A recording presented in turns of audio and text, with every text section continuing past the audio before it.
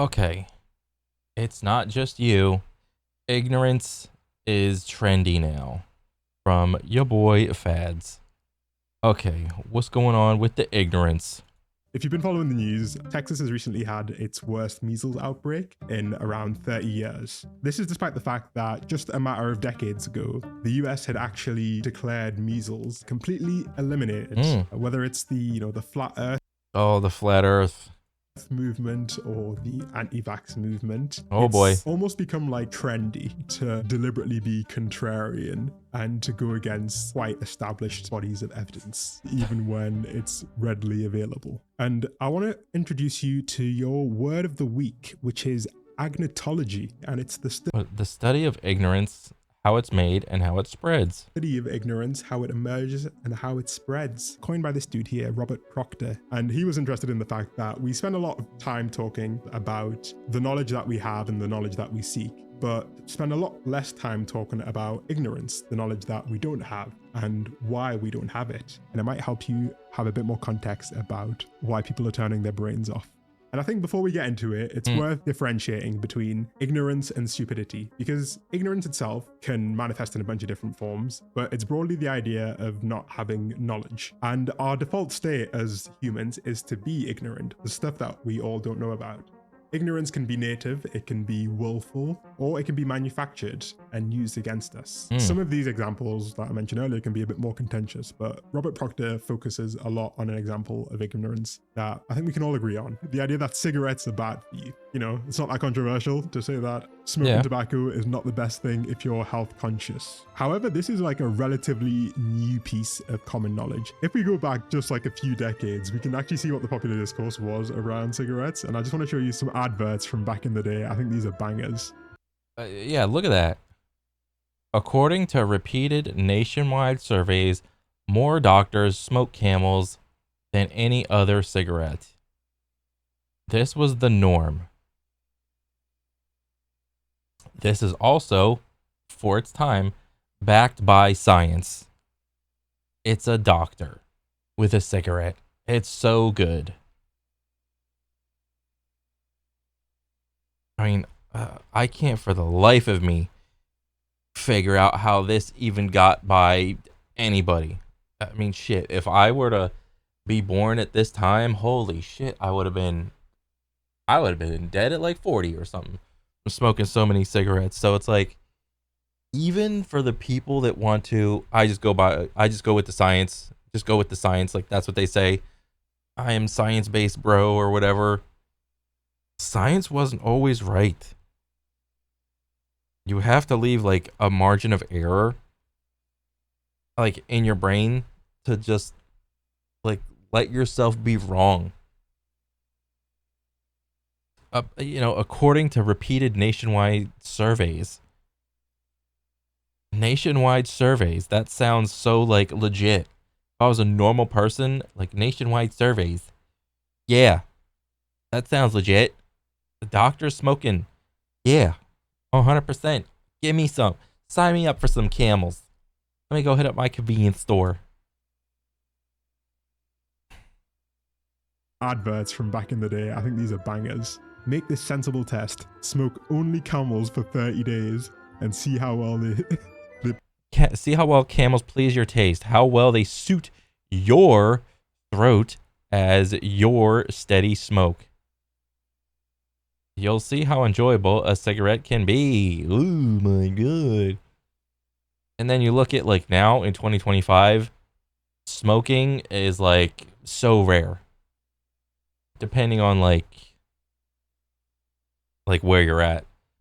Yeah, smoke, like I seldom do I ever see anybody smoking a cigarette. If anything, it'll be like the little tiny inconspicuous like little vape boxes that are like just barely the size of like someone's palm of their hand, and they got like a little nubbin sticking out, so that's all you ever see, like just them sucking on their fist. Then they blow out like a monstrous cloud of just vape niche. please your taste, you'll see how enjoyable a cigarette can be. The doctor's choice is America's choice. Yeah. This one is one of my favorite, which seems to suggest that cigarettes can cure cholera. Cholera, important discovery by Dr. Tassanari. The doctor carried out serious experiments with tobacco smoke upon the germs of various infectious disorders with results which are satisfactory. Smoke passed through a hollow ball containing cholera bacilli and had a fatal effect on the germ life. Oh wow, it killed the germs. Great. How about normal people cells? Did it kill those cells too? Probably.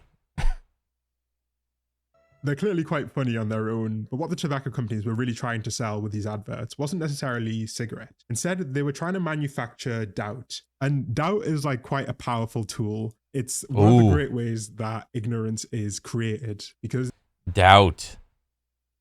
Ignorance isn't just something that manifests by accident. It can be manufactured and used as a tool. There are publications.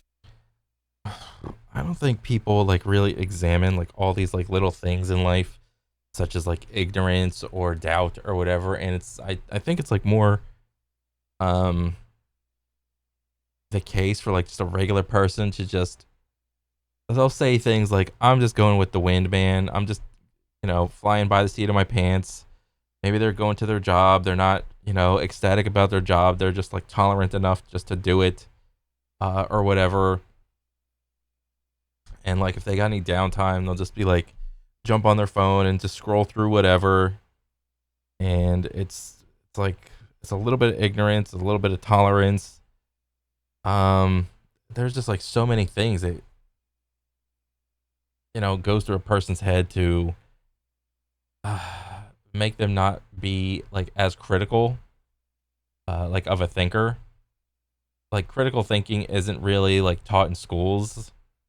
Like, yes, they'll be like in a math problem or something, like maybe in math where it's like it tries to give you like a real world like question. It'd be like critical thinking in bold, and then it'll give you like a paragraph that's like, well, what's the miles per hour or whatever, and it'll give you like a situation, and that'll be like the final question. But like meanwhile, there'll be like 10, 15, 20 other like questions like right above it where you're supposed to like drill those. But like as far as like critical thinking goes, I don't know if people are being as critical and trying to like think about like a certain topic as deeply anymore because of like how just, I don't know, dopaminergic like the internet is. You just jump on your phone, you just start scrolling, doom scrolling, and you're just like, oh, time passes by, and it's like, okay, I'm done with that. Now I got to go back to my job. It's whatever. From actual cigarette companies who discussed this very case, that as we were finding out that cigarettes caused cancer in rats, companies felt that they had to respond, and that doubt was their most effective tool to do so. This is a quote from British American Tobacco, which is one of the big four tobacco companies. Doubt is our product since it is the best means of competing with the body of fact that exists in the mind of the general public. Damn, that is a fucking statement. Doubt is our product. Cast doubt. Because your competition is fact. Whatever facts they're saying, make your core audience, your target audience, doubt that. Make them doubt. I think this is kind of relevant in terms of, I don't know, like online content creation. Because, I think a lot of people, like, they spend a lot of time either watching movies or shows, or maybe they're on YouTube or whatever, and they develop, like, I don't know, this, like, parasocial thing with either, like, the movie star or something, or the content creator. And after a while, you start to, like, get a feel for, like, how a person is going to answer a question, what their thoughts and opinions are on like a topic or something. And The moment that person says something that you probably like disagree with, it starts to like two things can happen. Like uh you can either just be like, oh, maybe they just like misspoke or something and they don't actually think that. It's like whatever, and they're just like yapping. Or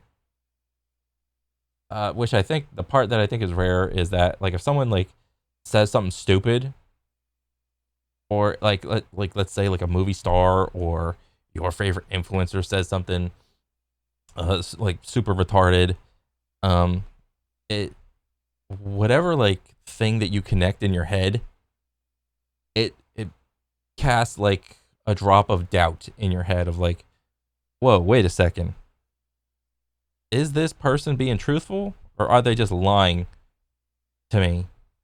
And I think in that context it's like ignorance is like pretty relevant in terms of like consuming content. I mean, obviously you can like go with a bunch of like other things that are like way more relevant, uh like with the tariffs or whatever, or like the most what's the new like scientific study saying about this, that, or whatever. What's gonna happen with foreign trade of like, is this thing true? Is that thing true? Or is this just a lie? Is that a lie? It's really hard to discern what is being what's the absolute truth versus like what's being like told to you but could be a lie. With the general public, the consensus is that cigarettes are in some way harmful to the health. If we are successful in establishing a controversy at the public level, then there is an opportunity to put across the real facts about smoking and health. Even today, it can be really difficult to parse out real stories from the millions of headlines that we're bombarded with daily. That's Yeah. why I'm working with Ground News. They're a website and app founded by an ex-NASA engineer, and they gather news from across the world and across the political spectrum. They provide these really neat visual breakdowns of stories and help you assess things like the political bias, the reliability, and the ownership of every outlet, giving you the tools to critically compare different perspectives and helping Mm. you decide your own conclusions yourself. For example, in this story about an FDA proposed plan to reduce the nicotine levels in cigarettes, the I mean, why are you gonna? This is like silly to me. Like, this is like what happened with fast food. And like, what did McDonald's have? McDonald's had the super size me from the movie Super Size Me. They had the super size option. And after that movie, it was pretty much a nail in the coffin for the super size option for McDonald's. Um, it's like you sit there and you see like a product, and you see like an option to like supersize a burger, supersize a fry, supersize a drink. But it's like, what if I don't care about the health aspect of it? What if I actually like legitimately just want that option? Why are you trying to take it away from me? Versus, I mean, well, okay, we're just going to take away the supersize option, but then if you still want that much more food, you just go buy another one of that thing. All right. So, but like, I don't want to buy two meals. I just want to buy the one supersized meal. Like, what's the right answer? Like, what if there are people that legitimately just want like X amount of nicotine in their cigarettes? And then here comes these guys trying to just reduce the nicotine levels in cigarettes. Well, then what happens? Oh, now to get the previous amount of nicotine, I used to like I only had to smoke one cigarette, but now I have to smoke two cigarettes to get that same level of nicotine. All right. So what are they gonna do? They're gonna buy more cigarettes. They're gonna smoke more. I mean, but like I understand the justification behind trying to reduce the amount of nicotine in cigarettes. You know, nicotine's very addictive. I get it.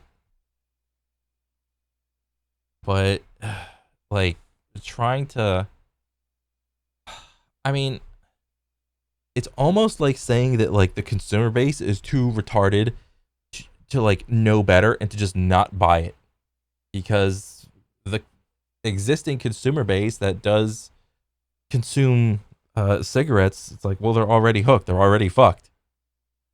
I mean, yeah, it's possible to like quit cigarettes, but like the first step is like you have to want to.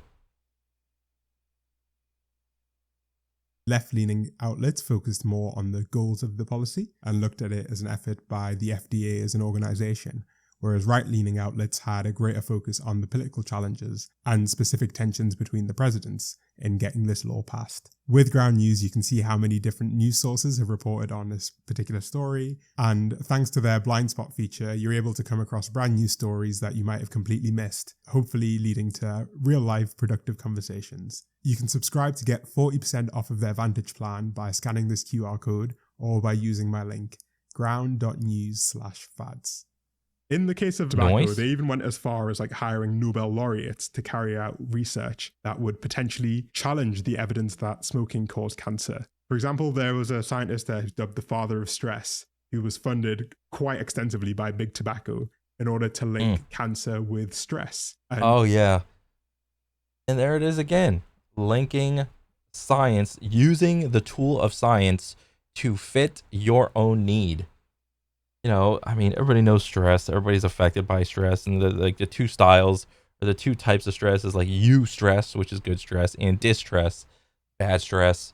Um, you know, probably saying something along the lines of like, oh, if you are distressed too much, have a cigarette, and that will de-stress your, I don't know, your mental capacities. to take the link away from cigarettes. The magic of doing this was that if tobacco companies could link cancer with stress, then they could then modify their advertising to be like, cigarettes will chill you out. To anxiety, I bring relief. And if you're chilled out, you're not going to develop cancer. In order to create ignorance, you can do it quite easily by creating doubt. And what they're doing here is not necessarily presenting evidence, but instead creating an environment where no evidence is ever good enough and where the burden of proof. No evidence is ever good enough. Isn't this also called like moving the goalpost? Like just moving the goalpost a little bit more? Is set impossibly high. Doubt is the most important tool for defeating ignorance, but it can be weaponized in the manufacture of ignorance. I'm sure you can think of other places where this happens, and in this environment, it makes perfect sense to suggest that it's totally fine. Oh God. And you got this ad or whatever, Born Gentle. Probably like, oh, it's okay for moms to smoke cigarettes because whenever the baby comes out, they'll be like just chilling, like this baby, as opposed to a normal baby that's crying all the time and making you so stressed. Maybe this ad is even talking about giving your baby some cigarettes. Fine for pregnant women or newborn mothers to smoke because the evidence is inconclusive at best. I feel like the real magic of this is that evidence is inconclusive. Like, I would like to hear the general population's opinion, like, on that subject. Like, I mean, I get it. Like, you can't go around, like, microphoning everybody. But, like, I would have loved... Because, I mean, this single ad is, like, all we have to go by for, like, the time. Like, what was the popular public opinion on pregnant mothers smoking? Was it okay or was it not okay?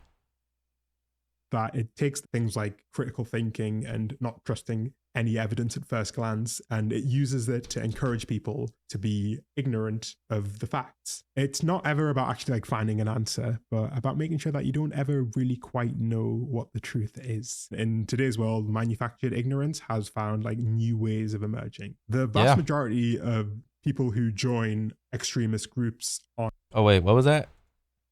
Facebook executives shut down efforts to make the site less divisive. So they want the site more divisive because with more divisive individuals comes more engagement with the site. The social media giant internally studied how it polarizes users, then largely shelved the research. People who join extremist groups on social media do so because they're Like, stop joining groups. For fuck's sakes, guys. Stop. Stop joining the group. I don't care what your group is. Stop joining it. Your group probably has like some little wonky, weird, silly parts about it. Okay? And with what happens with a lot of groups, if you don't adopt every little bullet point of that group, you get kicked out of the group. So do yourself a favor and just not join it in the first place. Think for yourselves, all right? I know that's like an old ass saying, but it's like really hard to think for yourselves when you're just like a regular person, like not knowing dick about ass. they are recommended them by algorithms. When audiences just self-sort into information bubbles, then inconvenient facts can just disappear. Yeah. Any inconvenient facts don't even have to be challenged. Wait, what is this? Audience name a wide range of people when asked to identify the first news influencer who comes to mind for them. First thing I say, Kai Cenat. Are you shitting me?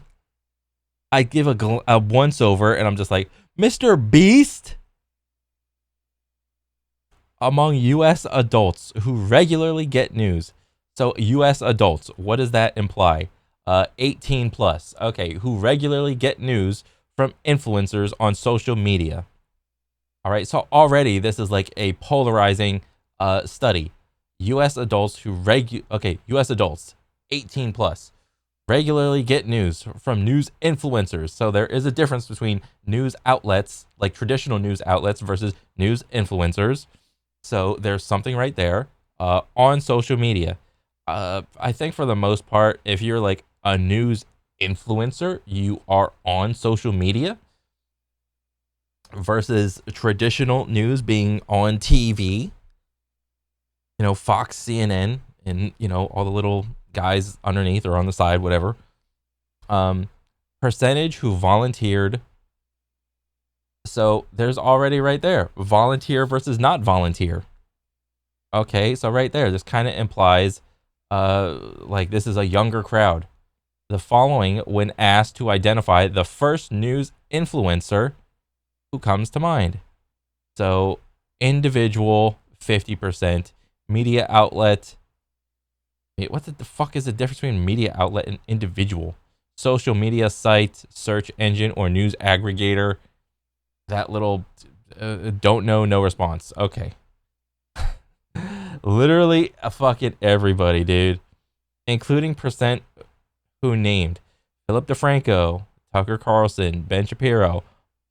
Under the desk news, Carlos Eduardo Espina, Donald Trump, Dan Bongino, probably Bongino, Dan Bongino. Mr. Beast is not fucking news. Joe Rogan, that's a podcast. He just talks to people. Tim Pool, Candace Owens, Dylan Page, Hassan Abi, Brian Taylor Cohen, Elon Musk. Elon Musk is in the news. I mean, Lisa Remillard, Steven Crowder, fucking Kai Cenat. Kai Cenat is not fucking a news outlet. Are you kidding me? He plays video games, dude. Are you kidding me? They can just be completely. This is 100% skewed. Like, probably there is nobody over the age of like 35 in here. Like everybody, I'll be a little bit more generous. All these people are probably age-wise 40 and under. No one 40, 41 plus was like in this, okay? Right there. Be discarded. The accurate information that you would need to challenge this never even reaches the silo. But also, like, I don't want to infantilize people because we're all active agents and Yes. we all have a role to play in the information that we consume. And ignorance isn't just something that. Oh, this is a crazy episode, dude. Gotta talk about you got a patent on like some shapes and shit. That's completely manufactured and put onto us. It's also something that we can willfully choose to engage in. And, you know, generally speaking, I feel like people don't want to feel ignorant. We want to feel educated. Yeah. The big benefit of ignorance is that it functions.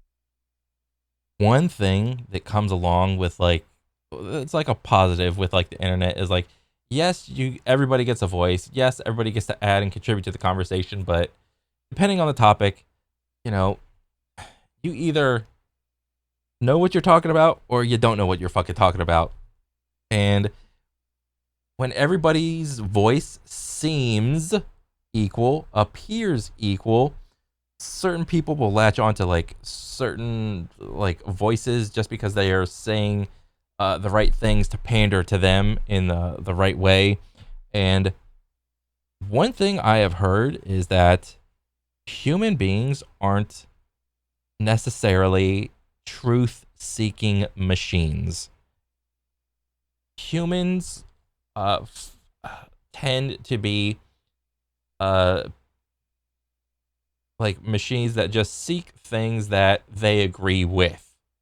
Now, not everything you agree with will be absolute truth. As like a really good identity preservation tool. In that case, rejecting information isn't just simple ignorance, it's literally protecting the kind of person that you want to be. If any of you have ever watched Behind the Curve, it's a documentary on Netflix about flat earthers. Oh yeah, I saw this shit, dude. Oh my god. Like this documentary thing, whoever did this is like the best fucking psyop to like make the flat earthers look retarded. Like bravo. This is like top tier Grammy level acting from like the interviewer interviewing the entire like flat earth scene, trying to make it seem like he's like one of them and wants to get to the bottom of it.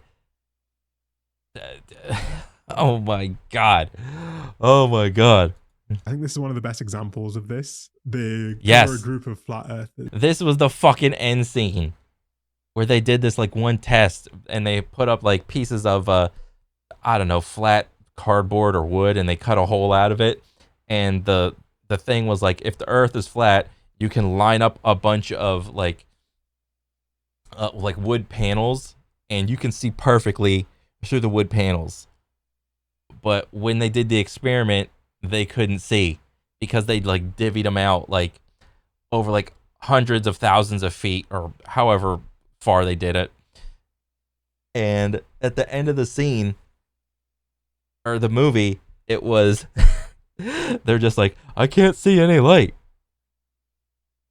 And it's like that was the conclusion. It was supposed to make it seem like, okay, the earth is round. Now what are you gonna do?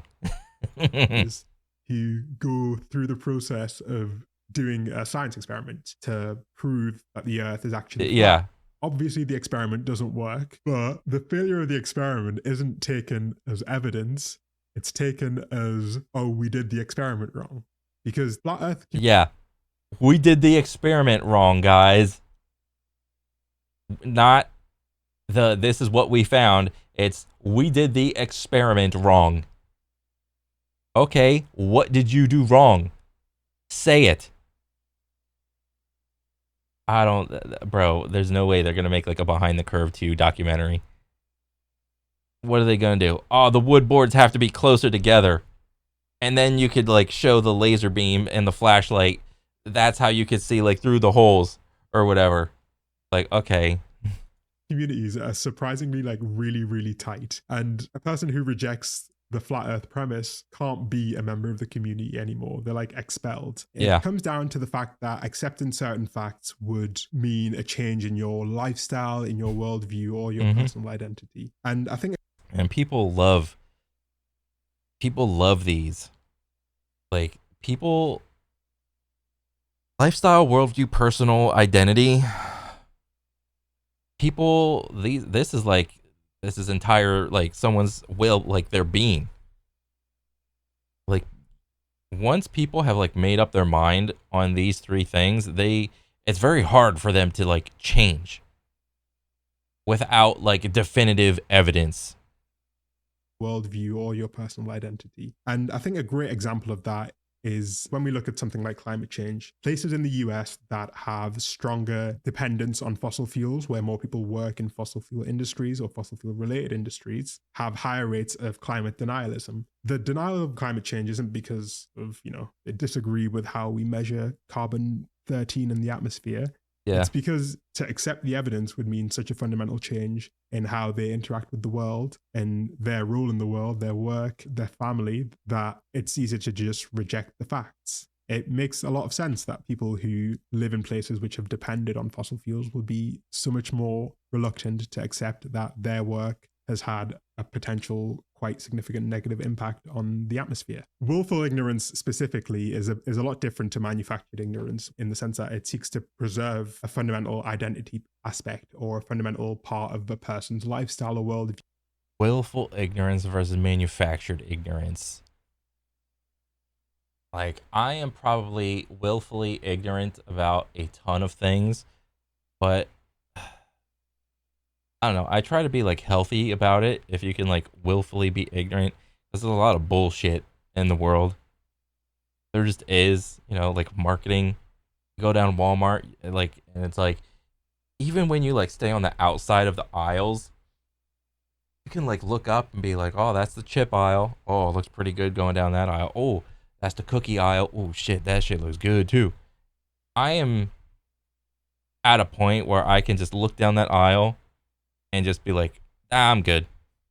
But it wasn't always like that. I am like, I'm not a saint. I mean, my mind is moldable and susceptible to being for like marketing stuff. It used to, I mean, in terms of food or whatever, like if you look at a lot of, what was it, like either the color yellow or orange makes you hungry or something like that. You see like food, how it's presented on like a lot of food apps or like a menu. It's completely doctored up. It does not look at all like what you get a lot of the times. Even if you go in for like to like a sit down restaurant, the picture you see on the menu is probably not going to be exactly like what you get on your plate. But it's that doctored up picture that tries to manipulate you into, oh, pick that. That's great. That's a good picture. Oh, what is that? That's like the $30 like 8-ounce filet mignon. View that would have to change if they were to accept this contradictory evidence. It's not really about the evidence, but rather about the actions that the evidence would entail if you were to accept it. It can be easy to kind of map it on directly to political identity, but there are a bunch of other reasons why certain communities. Political affiliation has the strongest correlation. Yeah, followed by a level of education, COVID-19 vac rates, carbon intensity of regional economy, and income. So what? The less money someone has, the stupider they are. The more money they have, the smarter they are. I mean, kind of. I mean, probably-ish. Political affiliation has the strongest correlation. That's crazy. I mean, almost everything can be like, you can have like a political hold on like every single solitary thing that you own. Can be like, oh, is this like a bottle of water? Is this like a lefty bottle of water? Is this a righty bottle of water? Is this mouse like a lefty mouse or a righty, like, not like hand, but like, is this like a Democratic mouse or is this like a Republican mouse? Well, how was it made? Where did you get the materials? Look at the parts. What company made it? What did that company donate to politically wise? The types of food. I mean, there's a ton of adults that don't eat vegetables still, and I find them absolutely hilarious, and I laugh at them all the time. They think vegetables are like the lefty libtard shit. They couldn't possibly benefit their health in any way, shape, or form. I mean, it's whatever. You're not hurting me by not eating the vegetables. It's whatever to me. But yeah, so many things you can just peg either like left or right. I feel would have an inherent willful ignorance towards specifically, I guess, science, which is what we're talking about here. There are groups of people who have historically had very negative experiences with science. There's the Tuskegee study of untreated syphilis, which was an experiment in the US where Black people with syphilis were not treated in order to see how the progression of syphilis worked. And obviously they died pretty horrible deaths. In Canada, we have a history of some pretty rough experiments that literally like starved Indigenous children in order to monitor the effect of malnutrition on these children. Yeah, I mean, there's a lot of scientific studies. In order to find something, you need to do some inhumane things. I mean, but that's why you have like scientific organizations for like I don't know, like the ethics of certain studies to be even like attempted or whatnot. It's like no shit. Canada used hungry indigenous children to study malnutrition. Well, yeah, like if you don't feed someone, they will probably eventually die. Children. And these communities have a pretty solid reason to be distrustful of a process that normally produces reliable results, but has been weaponized against their community. If you live in Alabama and you're familiar with the Tuskegee study, you might be more willing to listen to a person like Terrence Howard than to listen to the mainstream scientific establishment, which has killed people that look like you. And to be honest, I think this idea can be like broadened to be wider because I think more and more people feel like the government hasn't delivered, whether it's in terms of housing Yeah. or healthcare or food costs, energy costs. All of those things have gotten worse for a lot. Worse for a lot of people, 100%. You know, like depending on the state you live in, do you still have the same job that you had like 10, 15, 20 years ago? How, if that's the case, how much did your wage go up? Did it go up like 5 cents, 10 cents, or whatever? Or did it go up a lot? Did it go up a little? How is your immediate surroundings around you looking? How's your neighborhood? How's your city look? Has your city grew, or has your neighborhood simply just stagnated because nobody wants to pay higher taxes or whatever, knowing that the organization is just gonna waste the taxes on like God knows whatever the fuck. Lot of people, and it doesn't take much of a leap to take a distrust in the government's ability to provide for you, Yeah, and extrapolate it into institutions' ability to provide trustworthy information that you should believe. That's the logic that I think a lot of people take. I do think that if institutions haven't helped in aspects that feel more tangible to oh yeah, the food inflation thing, the cost of food going up. Now, the one thing I'm keeping track of for me personally is like broccoli at Walmart. It's like right now around me, it's like 197 a pound, and it's been like that for a little while now, and I am keeping track of that shit with a fucking magnifying glass, okay? Do not fucking increase the price of fucking like just and not even frozen broccoli. Just, you know, on the produce side where it's just like you grip and rip it. people, like the cost of living and things like that, and housing, then a lot of people will simply extrapolate that distrust of institutions into other aspects of the world Mm-hmm. and into other aspects of their lives. And to be fair, in many of these cases of ignorance, Yeah, if big gas is lying to me, big automobile vehicle industry is lying to me. If big automobile industry lying to me, uh, what else? Big car fixers are lying to me. If big car fixers are lying to me, people that repair shit, big handyman is like being dog shit. So then you won't want to like hire anybody in case something breaks. Then you're gonna just, instead of trying to fix something, if it breaks, you're just gonna be like, oh well, fuck it, I'm just gonna buy a new one, because if the cost to fix it is like so great, I might as well buy a new one, just to begin with. And then at that point, it's like, okay, where do I go? Do I go to Lowe's? Do I go to Home Depot? Do I go to Walmart? Which big company is the least shittiest?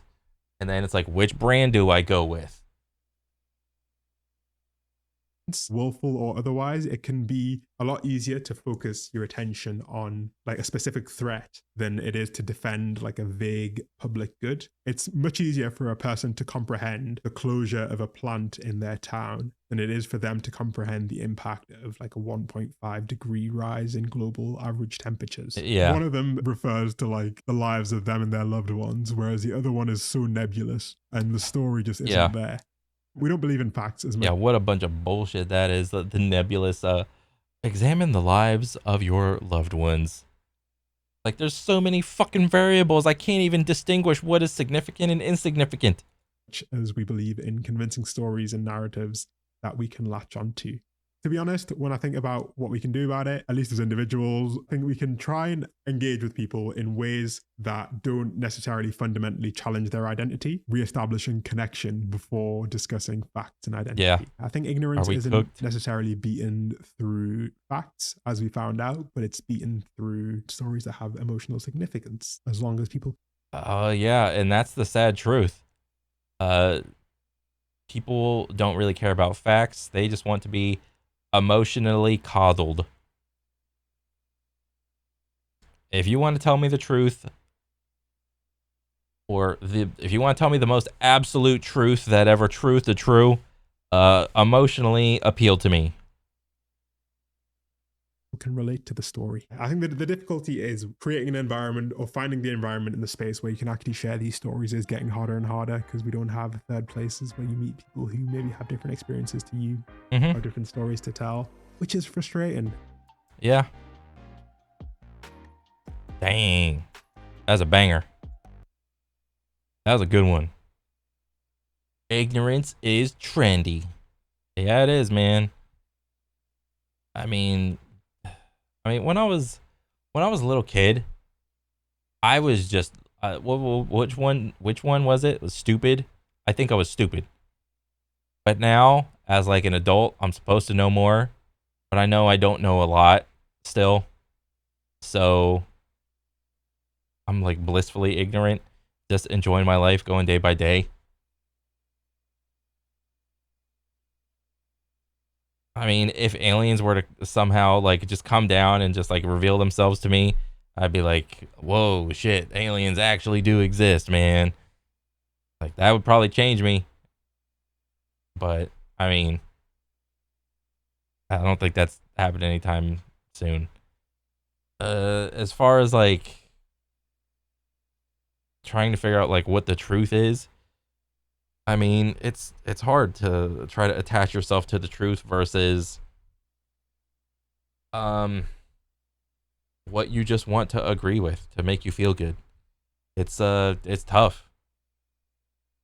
Um I wish there was like a better way to be like a truth seeker, but I don't know if there's a better way to be like a truth seeker versus like a emotionally appealer.